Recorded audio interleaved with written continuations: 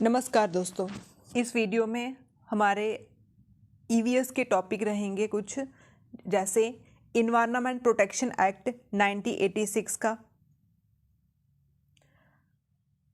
National action plan climate change, Montreal protocol, Kyoto protocol, रायो summit, Paris agreement और international Solar alliance.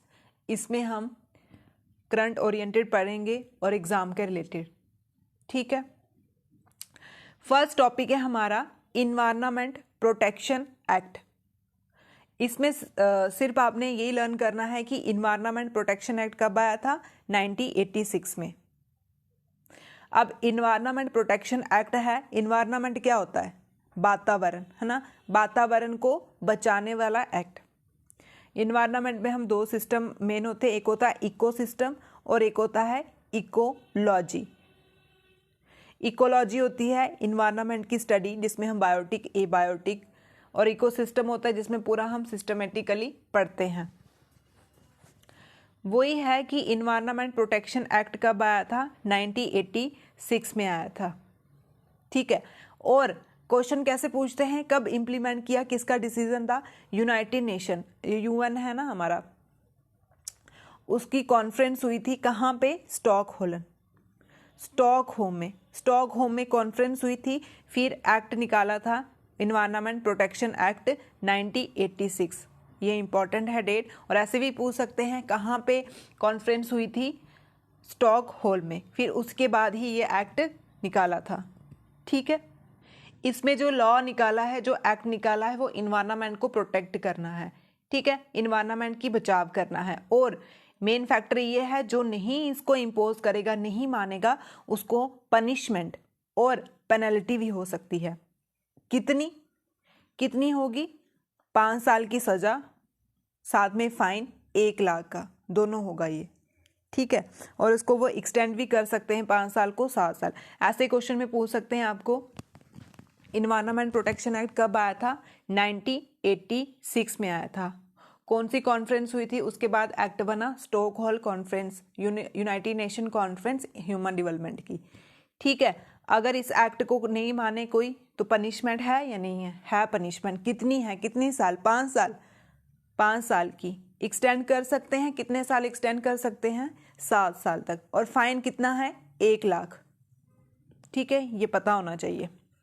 ये था हमारा इन्वायरमेंट प्रोटेक्शन एक्ट 1986। और इसमें एक बहुत इंपॉर्टेंट लॉ भी है, एक्ट भी है। कौन सा?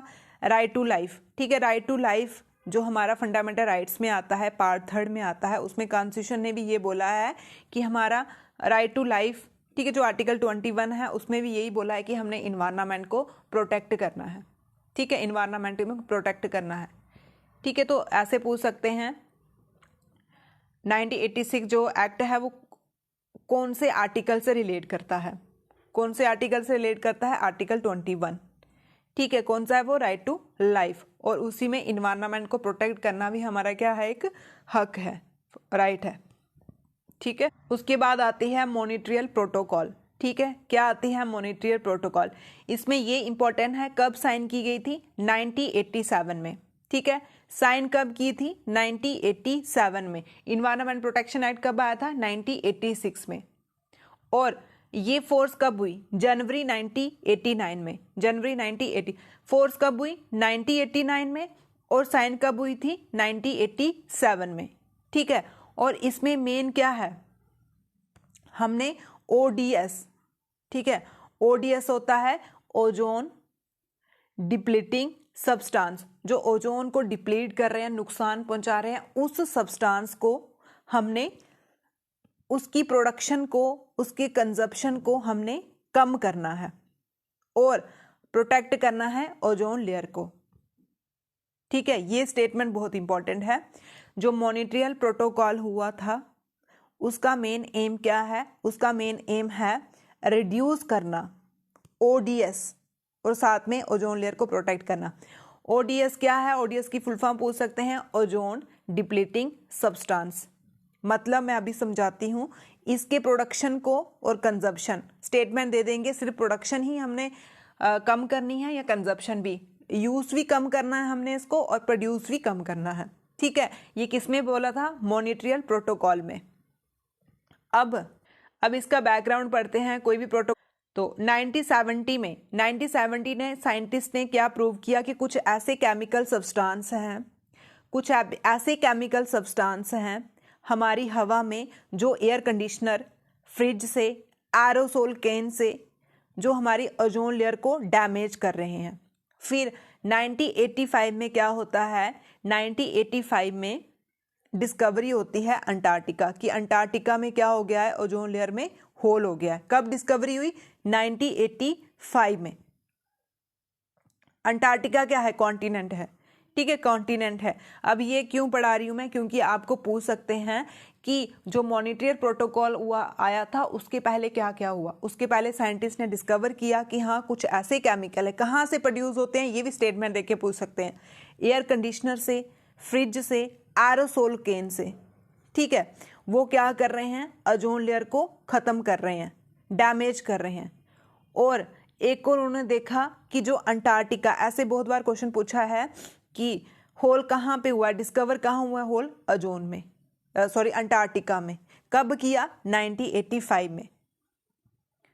फिर उसके बाद उन्होंने वीना में कन्वेंशन की। वीना में क्या कन्वेंशन की? कि हम ओजोन लेयर को उन्होंने ओजोन लेयर को प्रोटेक्ट करना है। ठीक है, 1985 में वीना कन्वेंशन होती है। उनका भी मेन मोटिव यही था कि हमने ओजोन लेयर को प्रोटेक्ट करना है, बचाना है। लेकिन उसके बाद क्या होता है? जो मॉन्ट्रियल प्रोटोकॉल हुआ है 1986 में, जो 1987 में इन्फोर्स हुआ है, उसमें बोला है कि हमने ओजोन डिप्लीटिंग सब्सटेंस उसको प्रोड्यूस भी कम करना है और कंज्यूम भी कम करना है। वीना कन्वेंशन भी ओजोन लेयर से रिलेटेड है, मॉन्ट्रियल प्रोटोकॉल भी इसी का ही पार्ट है। लेकिन इसमें हमने वो सब्सटेंस को कम करने हैं।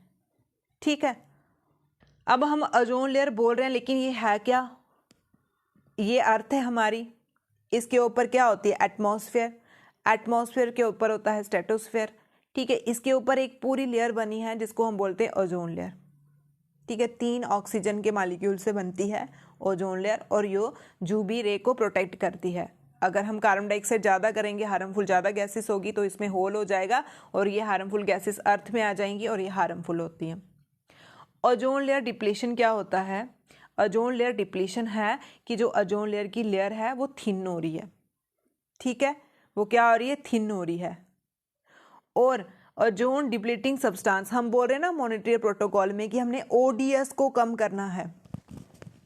ओडीएस को कम करना है। ये क्या है? ये ओजोन डिप्लीटिंग सब्सटेंस, वो केमिकल कंपाउंड जिससे ओजोन लेयर डिप्लीट हो रही है उसको हम बोलते हैं ओजोन डिप्लीटिंग सब्सटेंस। यहां से भी स्टेटमेंट पूछ सकते हैं आपको, ओडीएस क्या है? ओडीएस वो केमिकल कंपाउंड है जो ओजोन लेयर को डिप्लीट कर रहे हैं, खत्म कर रहे हैं, वो केमिकल कंपाउंड। अब ये केमिकल कंपाउंड कौन से हैं? Very important. कौन कौन से हैं? ये बहुत ही ज्यादा इंपॉर्टेंट है। Chlorofluorocarbon, hydrochlorofluorocarbon, carbon tetrachloride, methyl chloroform, hydrobromofluoride, halon. ठीक है, कौन से? क्लोरोफ्लोरोकार्बन तो वेरी कॉमन है, ये सभी को पता है। लेकिन हाइड्रोक्लोरोफ्लोरोकार्बन, ठीक है, hydrochlorofluorocarbon, carbon tetrachloride, methyl chloroform, hydrobromo, ठीक है, यहाँ पे ब्रोमो है, यहाँ पे क्लोरो है। ठीक है, हाइड्रोक्लोरोफ्लोरोकार्बन, हाइड्रोब्रोमोफ्लोरोकार्बन और साथ में हैलोइन। 5 बार पढ़ो इसको। क्लोरोफ्लोरोकार्बन सभी को पता है, जिसमें हाइड्रो और फ्लोरो, ठीक है, हाइड्रो और क्लोरो, हाइड्रो और bromo, hydro bromo hydro chloro, hydro bromo hydro chloro. ठीक है, hydro bromo hydro chloro fluorocarbon. ठीक, उसके बाद कार्बन टेट्राक्लोराइड, मिथाइल क्लोरोफॉर्म और हैलोइन। ये आपको सिंपल स्टेटमेंट दे देंगे कि हाँ इनमें से बताओ कि इसमें से ओजोन डिप्लीटिंग सब्सटेंस कौन से हैं, कौन से नहीं हैं। हैलोइन है या फिर फ्लोरो तो आप लगा लोगे, कंफ्यूज करेंगे ये वाले, कार्बन टेट्राक्लोराइड, मिथाइल क्लोरोफॉर्म और हैलोइन। ठीक है, तो ये पता होनी चाहिए, इंपॉर्टेंट है। ठीक है, अब ये जो डेवलप कंट्री हैं और डेवलपिंग कंट्री हैं दोनों में इक्वल है। ठीक है, दोनों में इक्वल है और डिफरेंट डिफरेंट रिस्पॉन्सिबिलिटी, हर एक स्टेट की अपनी अपनी स्पेसिफिक रिस्पॉन्सिबिलिटी होगी यहाँ पे, चाहे वो डेवलपिंग है या डेवलप्ड है। दोनों कंट्री, जैसे डेवलप में कौन आ गई, यूएसए वगैरह, और डेवलपिंग जो डेवलप हो रही है जैसे हमारी इंडिया वो भी डेवलप हो रही है। सभी ने बचाना है ओजोन लेयर, मतलब जो ओडीएस है उसको कम करना है, लेकिन हर एक कंट्री के अपने स्पेसिफिक टारगेट है, स्पेशल टारगेट है, ठीक है। और साथ में ये बहुत इंपॉर्टेंट है, ये एक टाइम बाउंड है, ये भी स्टेटमेंट में बहुत बार पूछते हैं। मॉनिटरी प्रोटोकॉल टाइम बाउंड है या बाइंडिंग है या मेजरेबल कम्युनिटी है, क्या है? टाइम बाउंड मतलब कि हाँ हमने 2030 तक इतना करना है तो करना है, अपने अपने टारगेट है कंट्री के, और बाइंडिंग है, सभी पे बाइंडिंग है, ठीक है, वेरी इंपॉर्टेंट। यहाँ पे क्वेश्चन है कि इंडिया ने साइन किया है protocol, monetary protocol, yes India signatory है, ठीक है, हमारा जो इंडिया है वो सिग्नेटरी है। वो आर्टिकल 5, इसकी अमेंडमेंट 9 बार हुई है, मतलब न्यू रिवाइज करते रहते हैं ना, इसको 9 बार हुई है। अब जैसे ये 1986 में आया तो उसके बाद इसको 9 बार अमेंडमेंट, जो आर्टिकल 5 है उसमें इंडिया आता है। इंडिया 20 केमिकल कंपाउंड है, 7 इसमें से यूज करता है, तो वो नहीं करने चाहिए। क्या पढ़ा हमने मॉनिटरी प्रोटोकॉल में? मॉनिटरी प्रोटोकॉल में क्या पढ़ा, इसमें क्या इंपॉर्टेंट है? साइन कब हुआ था? 1986 में। इम्प्लीमेंट कब हुआ? 1987 में। क्या एम है इसका? ओजोन डिप्लीटिंग सब्सटेंस की प्रोडक्शन को कम करना और कंजम्पशन को कम करना, ठीक है, और हमने ओजोन लेयर को प्रोटेक्ट करना। इससे पहले आया था वीना कन्वेंशन 1985 में, उसका क्या मोटिव था? सिर्फ प्रोटेक्ट करना ओजोन लेयर को, ठीक है। और ये क्या है? ये बाइंडिंग है, बाइंडिंग भी है और टाइम बाइंडिंग भी है, ठीक है। और इसमें कौन कौन से सब्सटेंस आते वो हमने पढ़ लिए। Chlorofluorocarbon, chlorofluoroform, hydrochlorofluorocarbon, hydro bromocarbon, halon, carbon tetride और मिथाइल, ठीक है, इनको हमने कम करना है। ये था मॉनिटरी प्रोटोकॉल। अब नेक्स्ट टॉपिक है हमारा रायो अर्थ समिट 1992, ठीक है, Rio Earth Summit 1992, United Nation Conference on Environment and Development, उसी को हम बोलते हैं Rio de Janeiro Earth Summit. Rio conference and Earth Summit was a major United Nation conference held in Rio Janeiro, ठीक है, मतलब कि जो यूनाइटेड नेशन है ना उसकी कॉन्फ्रेंस हुई थी इन्वायरमेंट पे, उसी को हम बोलते हैं रायो दी जेनेरियो अर्थ समिट। अब रायो दी जेनेरियो क्यों बोलते हैं? क्योंकि ब्राजील में एक जगह है रायो दा जेनेरियो, ठीक है, ब्राजील में एक जगह है रायो दी जेनेरियो, वहां पे ये कॉन्फ्रेंस हुई थी, यूनाइटेड नेशन की ये कॉन्फ्रेंस हुई थी, तभी हम इसको बोलते हैं रायो अर्थ समिट 1992। यहां पे देखो United Nation conference environment development, वो भी इसका नाम है। अनदर नेम पूछे तो United Nation conference environment development भी रायो अर्थ समिट का नाम है। अगर अर्थ समिट पूछे वो भी इसी का नाम है। रायो कॉन्फ्रेंस पूछे वो भी इसी का नाम है, ठीक है, और रायो दी जेनेरियो पूछे वो भी इसी का नाम है। और ऐसे पूछे कि रायो दी जेनेरियो कहाँ पे आती है, वो ब्राजील में आती है। कब हुई थी ये? 1992 में। 170 गवर्नमेंट ने पार्टिसिपेट किया था और 116 हेड भेजे थे। आई होप आपको समझ आ गया होगा। रायो अर्थ समिट कब हुई थी? 1992 में हुई थी। रायो अर्थ समिट क्यों बोलते हैं? क्योंकि यूनाइटेड नेशन कॉन्फ्रेंस हुई थी इन्वायरमेंट एंड डेवलपमेंट की, कहाँ पे? रायो दी जेनेरियो ब्राजील में हुई थी। इसका और क्या क्या नाम है? अर्थ समिट, रायो समिट, रायो कॉन्फ्रेंस, ठीक है। कब हुई थी? 1992 में। इसी की कॉन्फ्रेंस में एग्रीमेंट हुआ था और इसी की कॉन्फ्रेंस के एग्रीमेंट में क्या आया था? Climate change convention, Kyoto protocol और पेरिस एग्रीमेंट। किसकी कॉन्फ्रेंस में आया था? किसकी कॉन्फ्रेंस में? रायो समिट, ठीक है। यूनाइटेड नेशन की कॉन्फ्रेंस हुई थी इन्वायरमेंट और डेवलपमेंट की 1992 में। कहाँ पे हुई थी? रायो दी जेनेरियो में हुई थी। जब उसमें कॉन्फ्रेंस में क्या होता है, डिफरेंट कंट्री के लोग बैठते हैं, मीटिंग करते हैं, और उन्होंने बात की कि हाँ हमने इन्वायरमेंट को बचाना है, अपने क्लाइमेट को बचाना है, तो उसमें से उन्होंने प्रोटोकॉल निकाले, क्योटो प्रोटोकॉल और पेरिस एग्रीमेंट, ठीक है, यही बेस है इसका। और साथ में क्या क्या निकला, इसका आउटकम क्या क्या आया, रायो डिक्लेरेशन, एजेंडा 21, ठीक है, एजेंडा 21 भी इसी का पार्ट है, फॉरेस्ट प्रिंसिपल वो भी इसी का पार्ट है, ठीक है। जो रायो डिक्लेरेशन है वो क्या है, वो फ्यूचर सस्टेनेबल डेवलपमेंट के ऊपर फोकस देता है। एजेंडा 21 ये एक्शन प्लान है सस्टेनेबल डेवलपमेंट, लेकिन ये नॉन बाइंडिंग है, ये इंपॉर्टेंट है। एजेंडा 21 बाइंडिंग है, नॉन बाइंडिंग। नॉन बाइंडिंग का मतलब होता है कि ये नहीं है कि आपने मानना ही मानना है, वो कंट्री के ऊपर डिपेंड करता है। और जो फॉरेस्ट प्रिंसिपल है वो भी नॉन लीगली बाइंडिंग है। और ये तीनों सीरीज में पूछ सकते हैं कि ये तीनों कहाँ से निकले, रायो डिक्लेरेशन से, रायो अर्थ समिट से निकले हैं। एजेंडा 21, फॉरेस्ट प्रिंसिपल, रायो डिक्लेरेशन। और तीनों का मोटिव ही क्या है, सस्टेनेबल डेवलपमेंट करना। जो सस्टेनेबल डेवलपमेंट गोल है ना, 17 गोल हैं 2023 तक हमने इसको अचीव करने हैं।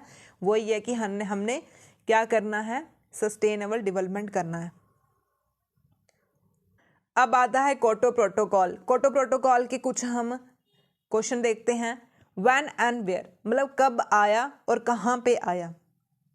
11 दिसंबर 1997 में आया ये, 11 दिसंबर 1997 में आया। कहाँ पे, कोटो किसकी नाम है, जापान का नाम है, ठीक है, वहां पे। व्हेन डिड कोटो प्रोटोकॉल कम इनटू फोर्स, कब फोर्स में कब आया ये, इंप्लीमेंट कब किया, 2005। देखो कितना टाइम लग गया, 1997 में इसको हमने अडॉप्ट किया, 2005 में फोर्स में आया। हाउ मैनी कंट्री साइन, कितनी कंट्रियों ने साइन किया, 84 कंट्री। और कुछ बड़ी बड़ी कंट्रियों ने इनको साइन ही नहीं किया, ठीक है, जैसे Canada, USA, Andorra, south sudden, इन्होंने ये कंट्रियां इसकी पार्टी। अब है कि ये क्या है, जो कोटो प्रोटोकॉल है वो लीगली बाइंडिंग है। क्या है ये, लीगली बाइंडिंग है। और जो यूएनएफसीसी के मेंबर होंगे वो इसी के मेंबर होंगे। United nation climate change conference के जो मेंबर होंगे वही इसके मेंबर होंगे, ओनली मेंबर, ठीक है। अब हम सुनते रहते न्यूज में कि कॉप 21 हो गया, कॉप 19 हुआ, ये क्या चीज है। कॉप की फुल फॉर्म है कॉन्फ्रेंस ऑफ पार्टीज, जो ऑफिशियल मीटिंग होती है आल कंट्री, ठीक है। कोटो प्रोटोकॉल को लेके जो ऑफिशियल मीटिंग होती है, ऑफिशियल ध्यान में देना। और कौन से प्रोटोकॉल को लेके, कोटो प्रोटोकॉल को लेके। कोटो प्रोटोकॉल हम कब से पढ़े आ रहे हैं, अब आया अब, लेकिन मेन मुद्दा क्या है, ग्रीन हाउस गैसेस, ठीक है। इनको लेके जो मीटिंग होती है उसको हम बोलते हैं conference of protocol. Conference of protocol कौन सी मीटिंग है, ऑफिशियल है, किसको रिलेटेड, कोटो प्रोटोकॉल को लेके। इंडिया का और कोटो प्रोटोकॉल में क्या है, इंडिया मतलब लीगली बाइंडिंग है ग्रीन हाउस गैसेस के इमिशन को कम करने के लिए, ठीक है। उसके बाद इसमें एक और अमेंडमेंट होता है कोटो प्रोटोकॉल में, दो, जो फर्स्ट कमिटमेंट, ठीक है, जो कोटो प्रोटोकॉल मतलब जापान में बैठ के जो कमिटमेंट किया था कि हाँ हमने ग्रीन हाउस गैसेस को इतना कम करना है, ये टारगेट रखे होंगे, जब वो खत्म होता है, फर्स्ट कमिटमेंट खत्म होता है, फिर उसके बाद सेकंड आता है, ठीक है। सेकंड में भी क्या बोलते हैं कि इमिशन रिड्यूशन टारगेट। तो second commitment period range from 2012 से लेके 2020 तक, ठीक है। फिर सेकंड पीरियड कब आता है, 2012 से लेके 2020 तक, 2012 से लेके 2020 तक। और कौन सा अमेंडमेंट होता है, वो दोहा अमेंडमेंट, ठीक है, किसका है, कोटो प्रोटोकॉल का। फर्स्ट जो कमिटमेंट था वो कोटो प्रोटोकॉल थी, सेकंड था दोहा अमेंडमेंट। और टाइम पीरियड कौन सा है, 2012 से लेके 2020 तक, मतलब एक टाइम पीरियड रख देंगे, एक टारगेट रख देंगे कि हमने कार्बन ग्रीन हाउस गैसेस के इमिशन को इतना कम करना है 2012 से लेके 2020 तक। अब है कि इसमें कितनी बाइंडिंग टारगेट, मतलब इसमें कितनी कंट्रियां थी, दोहा अमेंडमेंट में कितनी कंट्रियों ने टारगेट लिया, 37। Which country withdraw from the कोटो प्रोटोकॉल इन 2012, वेरी इंपॉर्टेंट, 2012 कोटो प्रोटोकॉल में कौन सी कंट्री बाहर निकल गई, तो ये कौन सी थी, कनाडा, ठीक है, कनाडा बाहर निकल गई थी। How many country accepted the Doha amendment, तो 135। अगर इंडिया का देखा जाए, इंडिया ने इसको रेक्टिफाई किया था, मतलब साइन किया था सेकंड कमिटमेंट को, दोहा अमेंडमेंट। दोहा अमेंडमेंट का मतलब कि दोहा कहाँ पे है, कतर में। ठीक है, कतर में हुआ था जो सेकंड कमिटमेंट है ना ग्रीन हाउस गैसेस का, वो कहाँ हुआ था, दोहा, कतर में। तो इंडिया ने भी रेक्टिफाई किया था, इंडिया ने भी बोला था कि हाँ हम भी 2012 से लेके 20 तक टारगेट रखेंगे, और इंडिया जो 80th कंट्री थी जिन्होंने ये एक्सेप्ट किया। अब हम देखते हैं मॉनिट्रियल और क्योटो प्रोटोकॉल में क्या डिफरेंस है। ठीक, मॉनिट्रियल और क्योटो प्रोटोकॉल में क्या डिफरेंस है। मॉनिट्रियल किसके रिलेटेड है, ओजोन लेयर के रिलेटेड है। ओजोन लेयर जो डिप्लीट हो रही है, मतलब कि जो ओडीएस है, जो ओजोन लेयर डिप्लीटिंग सब्सटेंस है, उसकी प्रोडक्शन को, कंजप्शन को हमने कम करना है। कब आया था ये, 1986 में। इम्प्लीमेंट कब हुआ था, 1987 में। उसके बाद और जो क्योटो प्रोटोकॉल है वो है रिड्यूस करना हमने ग्रीन हाउस गैसेस को। ठीक है, ये ओजोन को, मॉनिट्रियल ओजोन लेयर को, और Kyoto protocol green house gases को। फर्स्ट कमिटमेंट इसकी क्योटो प्रोटोकॉल की थी जापान में, सेकंड थी दोहा अमेंडमेंट जो कतर में हुआ था। और ये किसको किसको फोकस करता है, ग्रीन हाउस गैसेस को। मॉनिट्रियल किसको करता है, ओजोन लेयर सब्सटेंस को, और protection of ozone layer Vienna करना। फर्स्ट था Paris agreement, Kyoto protocol, second है Paris agreement. Paris agreement, Paris में जो एग्रीमेंट हुआ था उसमें 196 कंट्रियां थी। ठीक है, ये हुआ था 2015 में, और फोर्स आया 2016 में। इसमें भी क्या टारगेट था, इसमें भी यही था, हमने रिड्यूस करना है ग्रीन हाउस गैसेस के इमिशन को। ठीक है, ग्रीन हाउस गैसेस को हमने कम करना है। मेन ये यहाँ पे क्या पूछा गया, यहाँ पे आया था नेशनल डिटरमाइंड कंट्रीब्यूशन, कितना कितना कंट्रीब्यूशन करना है, क्या करना है, वो आया था। ठीक है, 2017 में यूएस से पहले बाहर निकल गया, फिर उसके बाद 2021 में वापस आ गया था। ऐसे पूछ भी सकते हैं, ऐसा कौन सी कंट्री है पहले आया फिर बाद में पहले चला गया फिर बाद में आ गया, वो है यूएसए। रीसेंट जो COP21 है वो मीटिंग कहाँ हुई थी इसकी, ग्लासगो। ठीक है, ग्लासगो में हुई थी। और मेन इसका क्या है, पेरिस एग्रीमेंट का मेन इसका ये है कि हमने ग्लोबल वार्मिंग को 2 डिग्री से कम रखना है। ठीक है, इसकी लिमिट है 2 डिग्री से कम रखना है, और 1.5 डिग्री से ऊपर नहीं जाने देना है। ठीक है, ये चीज बहुत इंपॉर्टेंट है, और ये पूछी भी जाती है पेपरों में कि क्या लिमिट रखनी है, क्या गोल है इसका। अब क्वेश्चन है इसके, when was the Paris agreement sign, कब साइन किया, 12 अप्रैल 2016 में। 12 अप्रैल 2016 में। क्या मेन मोटिव है इसका, ग्रीन हाउस गैसेस को कम कर। How many country sign the Paris agreement, कितनी कंट्री ने, 195। कौन सी कंट्री, UNFCCC की मेंबर है, उन्होंने साइन किया था। ठीक है, उसके बाद जो यूएसए के प्रेसिडेंट कौन, डोनाल्ड ट्रंप, उन्होंने अनाउंस किया कि वो विथड्रॉ कर देंगे, कब, 2020 में। ऐसे भी पूछ सकते हैं कौन सी कंट्री, यूएसए। उस टाइम कौन प्रेसिडेंट था, डोनाल्ड ट्रंप। और इसका मेन गोल क्या है कि हमने ग्लोबली टेम्परेचर, मतलब इससे 2 डिग्री सेल्सियस से राइज नहीं होने देना है। ठीक है, 2 डिग्री सेल्सियस से राइज नहीं होने देना है, और हमने मतलब अपने से इतना ही रखना है कि 1.5 इतनी लिमिट हो। ठीक है, इतनी लिमिट हो, ये 2 डिग्री और 1.5। ऐसे भी पूछ सकते हैं कितने से हमने ज़्यादा नहीं होने देना है, 2 डिग्री से, और लिमिट कितनी रखनी है, 1.5। ये बहुत इंपॉर्टेंट है, और ये स्टेटमेंटों में पूछते हैं पेरिस एक्ट। और इसका एक और है, ऐसे भी पूछते हैं कौन से एग्रीमेंट में 20-20-20 टारगेट रखा हुआ है। ये पेरिस एग्रीमेंट में रखा हुआ है। क्या मतलब है कि हमने कार्बन डाइऑक्साइड एमिशन रिडक्शन करनी है 20%। ठीक है, कार्बन डाइऑक्साइड को कम करना है 20%, रिन्यूएबल एनर्जी को हमने बढ़ाना है 20%, और एनर्जी एफिशिएंसी करनी है 20%। एनर्जी एफिशिएंसी, रिन्यूएबल एनर्जी और कार्बन डाइऑक्साइड को कम करना है, रिन्यूएबल एनर्जी को बढ़ाना है, एनर्जी एफिशिएंसी को बढ़ाना है 20%। 2020 टारगेट किसका है, पेरिस एग्रीमेंट का है। रिन्यूएबल एनर्जी वो होती है जो कभी खत्म नहीं होती, जैसे सोलर एनर्जी होगी, विंड एनर्जी होगी। ठीक है, उसको रिन्यूएबल, और जो खत्म हो जाती है, लिमिट यूज होता है, पोल्यूशन करती है, वो होती है नॉन रिन्यूएबल, जिसमें कोयला शोयला। अब बोल रहे हैं Kyoto protocol and Paris agreement में क्या डिफरेंस है। क्योटो प्रोटोकॉल में क्या डिफरेंस होगा, क्योटो प्रोटोकॉल जापान में हुआ था, पेरिस एग्रीमेंट पेरिस में हुआ था। ठीक है, दोनों का एम क्या है, ग्रीन हाउस गैसेस को कम करना।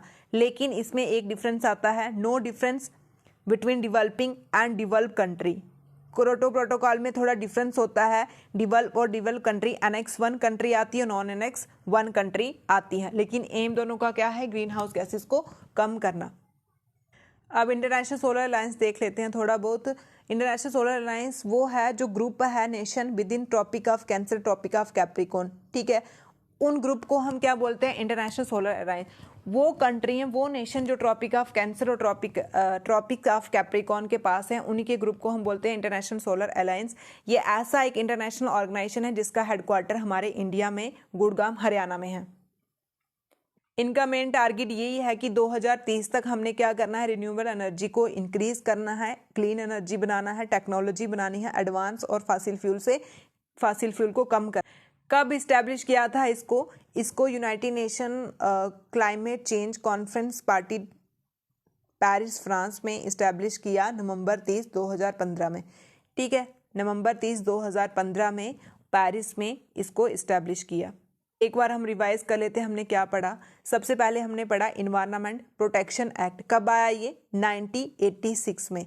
1986 में आया, स्टॉकहोल्म में इसकी कॉन्फ्रेंस होती है, उसी के बाद ये एक्ट निकला था। कौन सा आर्टिकल रिलेट है इससे, आर्टिकल 21, राइट टू लाइफ। उसी में बोला हुआ है कि हमने इन्वायरमेंट को प्रोटेक्ट करना है, और इसमें पनिशमेंट भी रखी हुई है जो नहीं प्रोटेक्ट करे, कितनी, 5 साल और 1 लाख फाइन। बढ़ा भी सकते हैं 2 साल और, मतलब 7 साल भी कर सकते हैं। फिर आता है मॉनिट्रियल प्रोटोकॉल। मॉनिट्रियल प्रोटोकॉल में क्या था, मॉनिट्रियल प्रोटोकॉल में हमने ओजोन डिप्लीटिंग सब्सटेंस है जो, जैसे केमिकल हैं जो, उनको हमने उसकी कंजप्शन को, प्रोडक्शन को कम करना है। और इससे पहले वीना कन्वेंशन होता है 1985 में, वो क्या था, प्रोटेक्ट करना है ओजोन लेयर को। और मॉनिट्रियल प्रोटोकॉल 1986 में हुआ और 1987 में इम्प्लीमेंट हुआ। ठीक है, वीना कन्वेंशन और मॉनिट्रियल प्रोटोकॉल दोनों ही ओजोन लेयर को प्रोटेक्ट करना है। बस मॉनिट्रियल प्रोटोकॉल में थोड़ा अमेंडमेंट हो गया, उसमें बोला कि ओजोन डिप्लीटिंग सब्सटेंस उसकी प्रोडक्शन और कंजप्शन हमने कम करनी है, लेकिन दोनों का मुद्दा क्या है, ओजोन लेयर को प्रोटेक्ट करना। ठीक है, ओजोन होल बना हुआ है, कहाँ बना है, अंटार्कटिका में बना है। कब डिस्कवर हुआ, 1986 में डिस्कवर हुआ। ठीक है, अंटार्कटिका क्या है, अंटार्कटिका एक कॉन्टिनेंट है। उसके बाद हमने देखा अरायो समिट। अरायो समिट का दूसरा नाम है यूनाइटेड नेशन इन्वायरमेंट डेवलपमेंट। ठीक है, और रायो समिट क्यों बोलते हैं, क्योंकि रायो दे जेनेरियो जो जब ब्राज़ील की जगह है वहाँ पे समिट हुई थी रायो, और इसको अर्थ समिट भी हम बोलते हैं। और इसी में से 2 प्रोटोकॉल और निकलते हैं, एक क्योटो प्रोटोकॉल, एक पेरिस। दोनों का मेन मोटिव क्या है, ग्रीन हाउस गैसेस के इमिशन को कम करना।